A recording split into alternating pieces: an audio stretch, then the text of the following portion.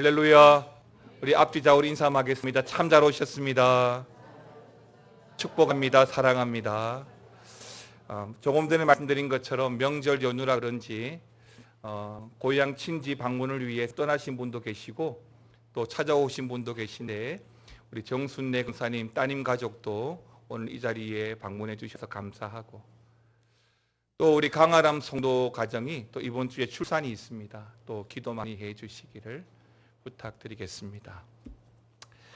오늘은 창세기 24장에 있는 말씀이고 믿음의 유산을 물려주는 부모라는 제목으로 말씀을 준비했습니다. 이 말씀을 준비하면서 말씀을 성경적으로 준비하면서 제목에 대해서 보통 제목을 먼저 준비하고 말씀을 준비하는데 이번 말씀은 말씀을 준비하고 제목에 대해서 고민을 많이 하다가 믿음의 유산을 물려주는 부모라는 제목을 정하게 되었습니다.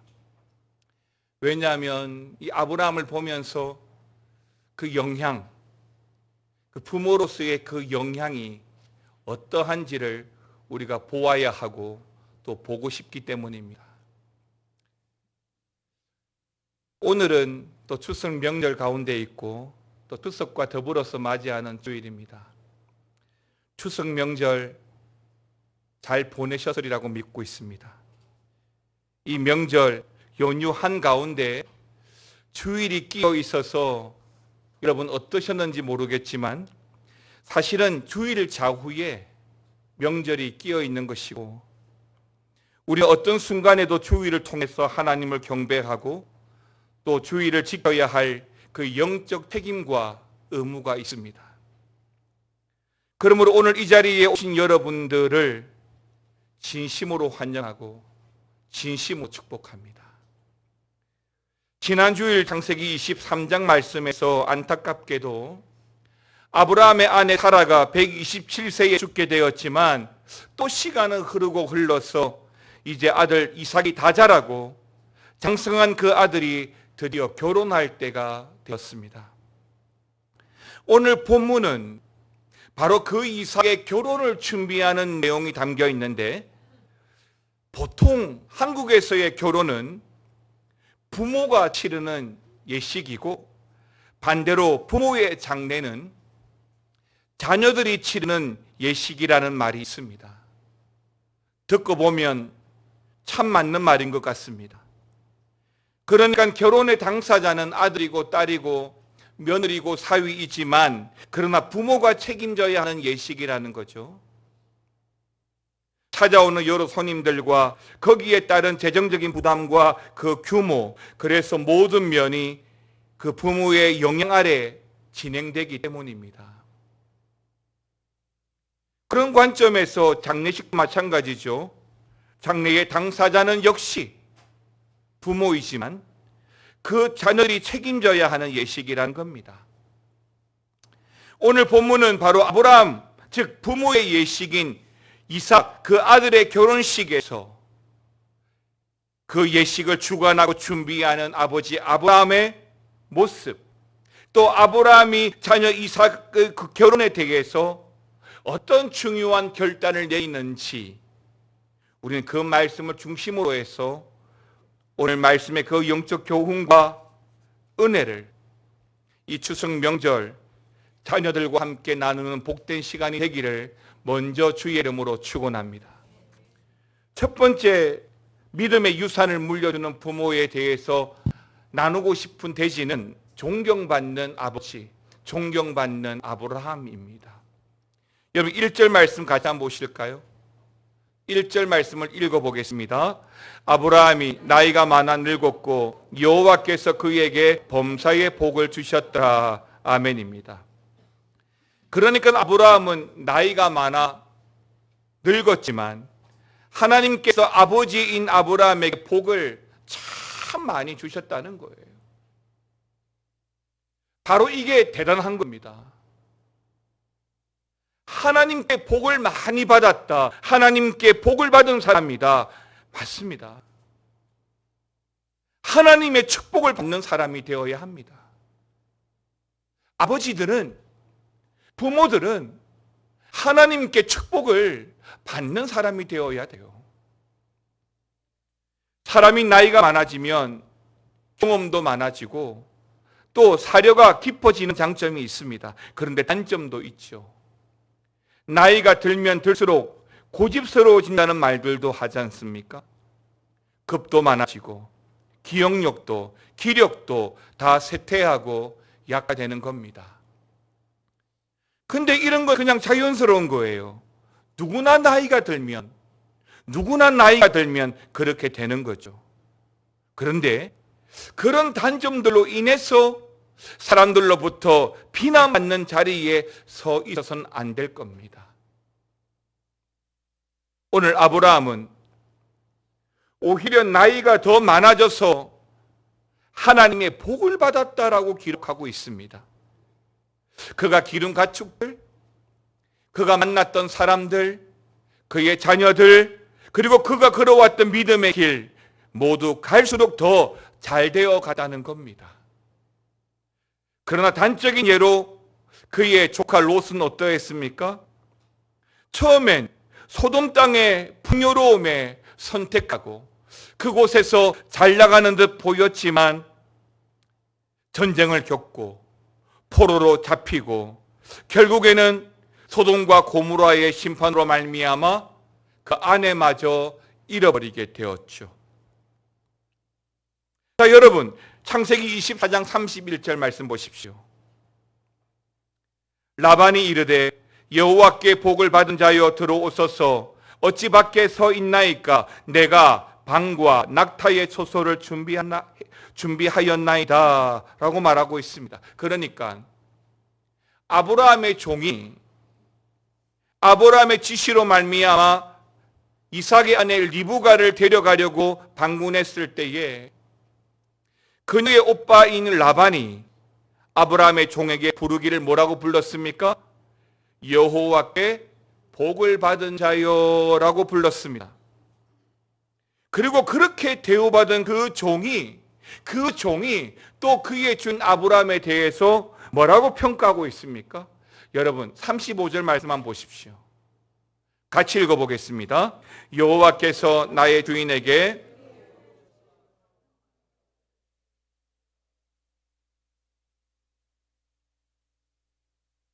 아멘입니다. 여호와께서 크게 복을 주시었다라고 말하고 있습니다. 누가요? 종이요. 누구에게? 그의 주인 아브라함을 바라보면서 하나님께서 내 주인 아브라함에게 큰 복을 주셨다. 그렇게 아브라함은 그의 주변 사람들로부터 인정과 존경을 받았던 사람들입니다. 그리고 더 나아가 지난 주일 사라의 매장지를 아브라함이 구입할 때 그 헤브론 사람들이 그 기럇 여아림 사람들이 아브라함을 뭐라고 평가했죠? 여러분 6절 보십시오. 창세기 26장 6절에 보게 되면 내 주여 들으소서 당신은 우리 가운데 있는 하나님이 세우신 지도자이시니 우리 묘실 중에 좋은 곳을 택하여 당신의 죽은 자를 장사하소서. 우리 중에서 자기 묘실에 당신의 죽은 자 장사함을 금할다가 없으리이다. 뭐라고 했습니까? 하나님이 세우신 지도자라고 이방인들조차 아브라함을 부릅니다. 그리고 또 하나, 아브라함은 이 상황 속에서 허벅지의 맹세를 하게 되는데요. 2절 말씀 보십시오. 본문 2절 같이 읽겠습니다. 아브라함이 자기 집 모든 소유를 맡은 늙은 종에게 이르되 청하건대 내 허벅지 밑에 내 손을 넣어라. 여기 이 2절에서 조금 생소한 표현이죠. 내 허벅지 밑에 손을 넣어라. 여기서 말하는 이 허벅지는 환도뼈, 대퇴골을 말하지만 원어적으로는 예레크라고 합니다.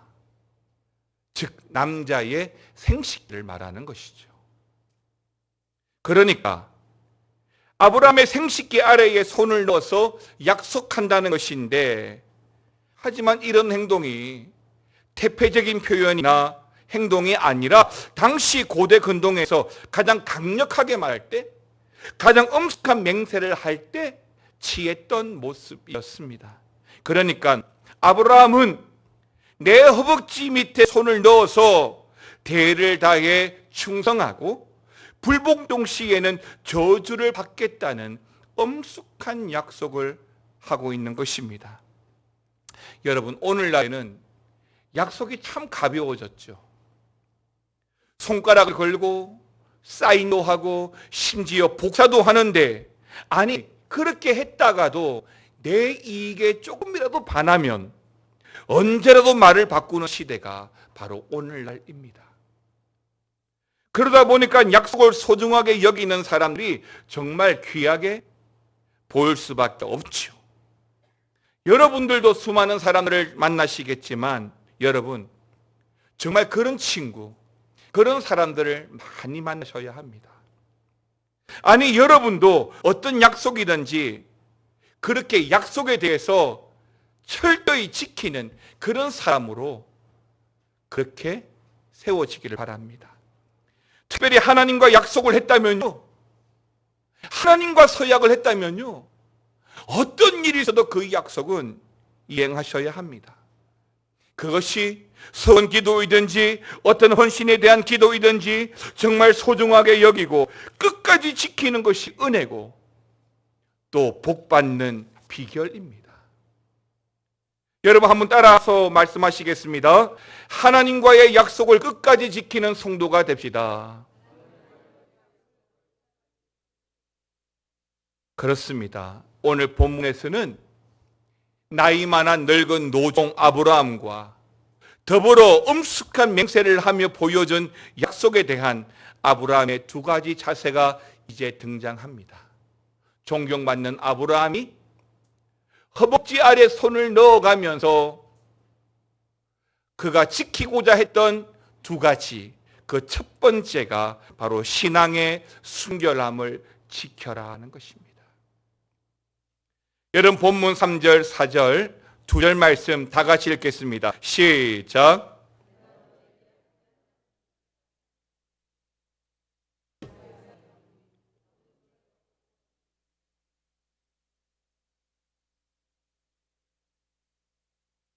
내 고향, 내 족속에게로 가서 내 아들 이삭을 위하여 아내를 택하라.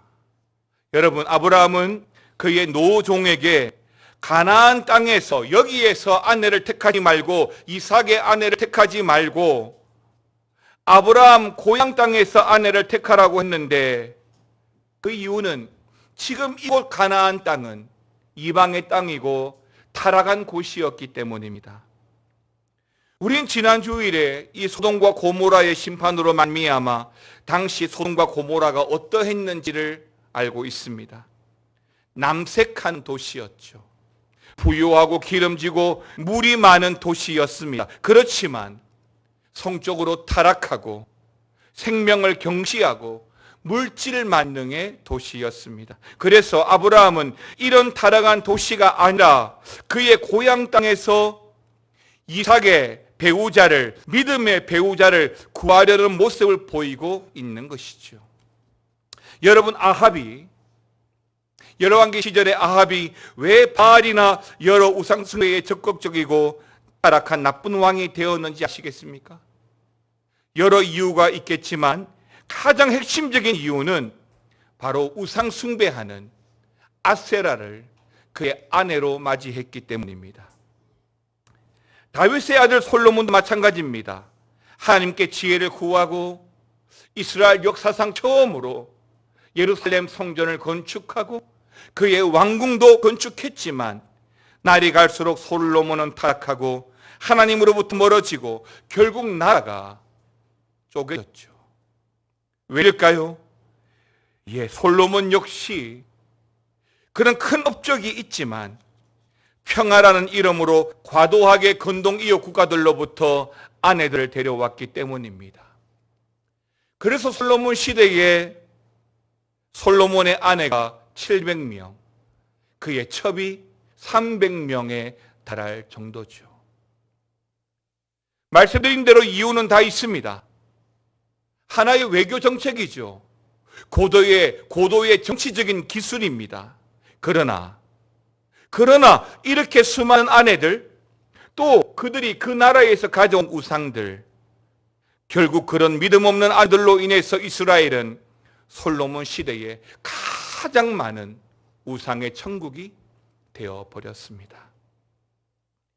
이런 표현이 어떨지 모르겠지만 빛과 어둠은 결코 공존할 수가 없습니다. 고린도후서 6장 14절은 너희는 믿지 않는 자와 멍에를 함께 매지 말라. 의와 불법이 어찌 함께하며 빛과 어둠이 어찌 사귀며 라고 말씀하고 있습니다. 여기서 멍에는 여러분도 다 아시겠지만 소가 수레를 끌기 위해서 묶어 놓는 것입니다. 그런데요, 이 두 소가 서로 방향이 다르면 그 멍에로 말미암아 더 고통스러울 겁니다. 바로 이게 성경의 가르침입니다. 우리가 하나님과 방향이 다르면 우리도 그렇습니다. 사랑하는 성도 여러분, 우린 죄인들이죠. 그래서 선한 일보다 악한 일을 항상 먼저 보게 됩니다. 믿음의 길보다 악한 길로 나가는 내 옆에 이웃이나 동료를 따라가려 하는 습성이 우리 안에 늘 있습니다. 그렇지만 우리 자녀에 대한, 그리고 자녀 결혼에 대한 믿음의 부모인 우리의 소신도 정말 중요합니다. 여러분, 불신자에게 결혼시키지 않는 것도 정말 중요하고, 어쩔 수 없이 불신 결혼을 했다 하더라도 전도하고 인도하는 건 더더욱 중요합니다. 왜요? 우린 택한 사람들이고 동시에 복의 통로이기 때문이죠. 사람들의 생각, 세상의 풍조에 따라 살아가면 안 되는 겁니다. 믿음의 부모로서 우린 자녀들에게 그 믿음과 그 믿음으로 말미암은 복을 반드시 물려주어야 하기 때문입니다. 오늘 아브라함은 자녀 결혼의 소신을 갖고 있었습니다. 가까이 있는 좋은 처자를 데리고 올 수도 있었고, 가까이 있기 때문에 직접 아브라함이 얼굴도 확인하고 평가도 듣고 할 수 있습니다. 그럼에도 불구하고 아브라함이 여기 이 가나안 땅을 거절한 이유는 타락한 이방의 여인을 데려오지 않겠다는 이유였습니다. 저와 여러분들도 믿음의 가정을 이루고 오늘 아브라함처럼 은혜롭게 그런 믿음의 혈통을 잘 이어나가시기를 우리 주님의 이름으로 축원합니다. 세 번째가 뭐냐면, 아브라함이 허벅지에 손을 넣으며 세 번째로 그가 붙잡았던 두 번째가 바로 타협하지 말라는 겁니다.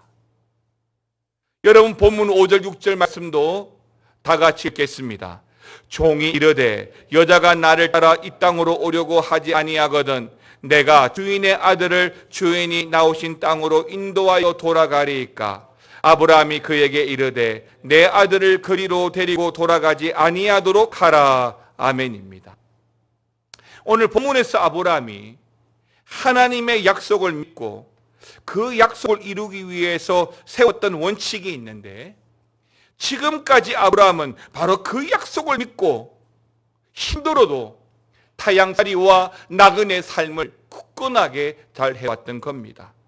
그런데 문제가 생겼어요.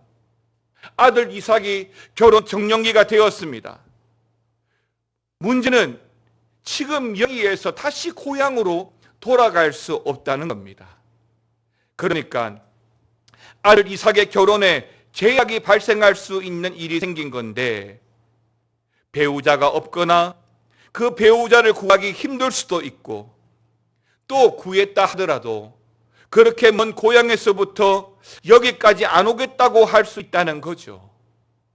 그래서 조금 전 읽었던 이 5절에서 아브라함의 그 노종이 주인 아브라함에게 이렇게 물었던 것이고, 여기에 아브라함은 하나님의 약속을 지키기 위해서 한 가지 조건을 더 걸게 되는데, 내 아들을 그리로 데리고 가지 않을 것이라는 것입니다. 사랑하는 성도 여러분, 보통 약속들이 깨어지는 이유, 약속들이 쉽게 깨어지는 이유가 뭐냐면 믿지 않고 행동하기 때문입니다. 서로를 믿지 않고 또 하나 결과를 믿지 않기 때문에 그 약속들이 쉽게 깨어지는 거예요. 아브라함이 믿음의 조상이라고 불리는 이유는 약속을 철저하게 믿었기 때문이에요. 하나님 말씀하신 그 약속 철저하게 믿고 그 결과마저도 믿었기 때문인 것입니다. 때문에 그 약속대로 행동했죠. 만약이라도 안 되면 어쩌지? 안 된다면 할 수 없지, 이렇게 해야지, 이렇게 살지 않았다는 겁니다. 맞습니다. 아브라함은 그렇게 살아왔습니다. 하나님의 약속을 철저하게 믿고 그렇게 실천하고 순종하고 생각하고 살았습니다. 여러분, 믿음이라고 하는 것은 복잡하지 않습니다. 단순합니다. 복잡하게 생각할 필요가 없어요. 복잡하게 생각하면 오히려 더 문제가 될 수 있습니다. 어떤 게 문제가 될까요? 여러분 한번 보십시오. 복잡하게 여러 가지 경우의 수를 생각하다 보면 사람들은 어쩔 수 없이 타협점을 찾을 수밖에 없는 것이죠. 그러나 믿음의 사람들은 그냥 단순히 하나님이 말씀하셨으니까 하나님의 말씀이기 때문에 아멘 하는 겁니다. 그냥 믿는 거예요. 성경에 기록된 많은 믿음의 사람들이 그렇게 살았습니다. 우리 미아 중앙교회 믿음의 선배들이 그렇게 살았어요. 아브라함은 하나님께서 아들을 주신다니까, 또 아들을 바치라고 하니까, 그리고 그 아들의 결혼 문제도 마찬가지 하나님의 약속을 믿었습니다. 다니엘도 포로로 가서 왕의 산의 진미를 거절했고 믿음을 지켰습니다.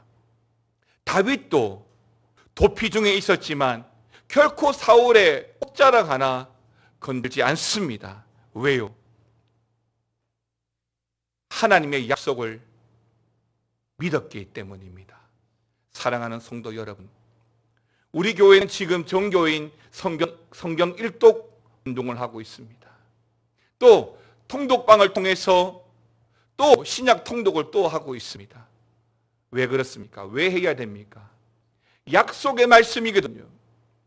이게 보증서거든요. 우리는 이 기록된 하나님의 말씀이 우리 삶의 보증서가 된 줄 믿고 이 말씀 붙들고 살아가면 하나님께서 가야 할 길, 가지 말아야 할 길, 또한 허락하신 하나님의 복을 주시기 때문입니다. 여러분 한번 따라 하실까요? 불신앙과 타협하지 맙시다. 믿음의 순결을 지킵시다. 사랑하는 성도 여러분, 여러분의 자녀들은 누구를 보고 자랄까요? 식성이며 목소리며 침이며 심지어 좋아하는 것까지. 여러분들은 하나님을 보고 자라는 자녀들이 되길 바랍니다. 그리고 여러분의 자녀들이 하나님을 바라보고 자라는 자녀들이 되기를 바란다면 오늘 여러분들이 바로 아브라함이 되어야 될 줄 믿습니다. 아브라함이 보여준 그러한 믿음은 타협하지 않고 믿음의 순결을 지켰던 그 믿음은 그의 아들 이삭에게 이어지고 손주 야곱과 요셉과 모세와 다윗과 예수님에까지 흘러갑니다. 무엇을 물려줄 것인가? 무엇을 받고 싶은가? 여러분, 믿음의 유산을 물려주어야 하는 것이에요. 부모가 말과 또는 또 다른 모습으로 하나님을 찾고 예배하는 것이 아니라 우리 삶을 통하여 예배하고 온전한 예배로 하나님을 바라보고 그 약속의 말씀을 붙들고 살아간다면 우리 자녀들 또한 이삭이 되고 요셉이 될 거라고 믿습니다. 사랑하는 성도 여러분, 아브라함이 되십시오. 그리고 삶의 예배를 드리십시오. 그 가운데 축복된 여러분의 가정, 여러분의 자녀들이 대대의 축복으로 이어지기를 주의 이름으로 축원하나 보여지는 예배 아닌 쉬는 예배 아닌 마음으로 드리는 예배, 노래하는 찬양보다 삶으로 고백되는 예배, 나를 위한 예배하니 주님 뜻을 향한 예배, 내 마음과 정성 다하여서 주 앞에 드려지는 예배,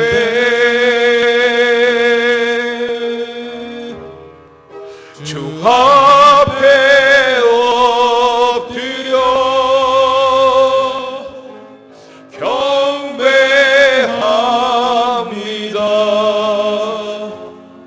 온전한 예배, 내 맘의 예배, 내 모든 것 받기 합당하신 주 앞에 엎드려 예배함. 나의 모든 삶, 나의 모든 뜻, 말씀 앞에 순종하는 삶의 예배 드리기 원하. 보여지는 예배 아닌 보여지는 예배 아닌 마음으로 드리는 예배, 노래하는 찬양, 삶으로 고백되는 예배, 나를 위한 예배, 주님 뜻을 향한 예배, 내 맘과 정성 다하여서 주 앞에 드려진 예배, 주 앞에 엎드려 경배함이 온전한 예배, 내 맘의 예배, 내 모든 것 받기 합당하신 주 앞에 엎드려 예배합니다. 나의 모든 삶, 나의 모든 뜻, 말씀 앞에 순종하는 삶의 예배, 다 함께 일어나셔서 주 앞에 엎드려 주 앞에 엎드려 경배함이 온전한 예배, 내 맘의 예배, 내 모든 것 받기 합당하신 주 앞에 엎드려